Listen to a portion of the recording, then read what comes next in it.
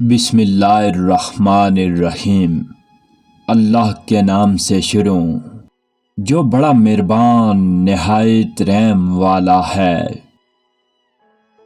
محبت دور کے لوگوں کو قریب اور عداوت قریب کے لوگوں کو دور کر دیتی ہے۔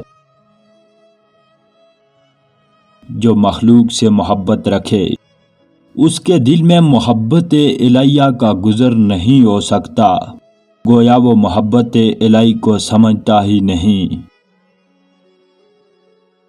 اسے دیکھو جو دیکھتا ہے، اس سے محبت کرو جو تم سے محبت کرتا ہے، اس کی سنو جو تمہاری سنتا ہے، اپنا ہاتھ اسے دو جو تھامنے کے لیے تیار ہے۔ اللہ تعالیٰ اور رسول اکرم صلی اللہ علیہ وآلہ وسلم کی محبت فکر و فاقے سے ملی جلی ہوتی ہے۔ محبت ایک ایسی چیز ہے جو سیکھنے کے اور کسی کے بتانے کی نہیں ہے۔ والدین کے چہروں پر محبت سے نظر کرنا بھی خدا تعالیٰ کی خوشنودی کا موجب ہے۔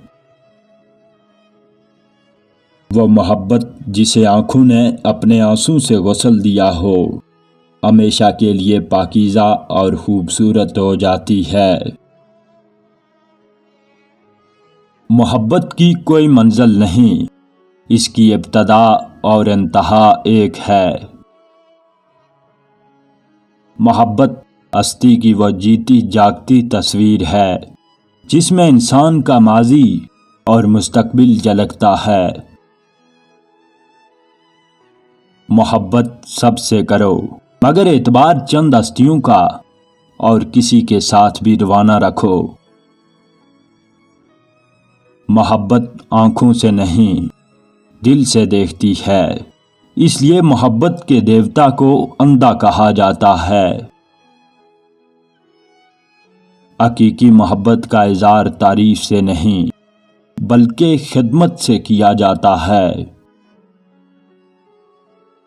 اپنے آپ سے محبت کرنے والا رقیبوں سے محفوظ رہتا ہے۔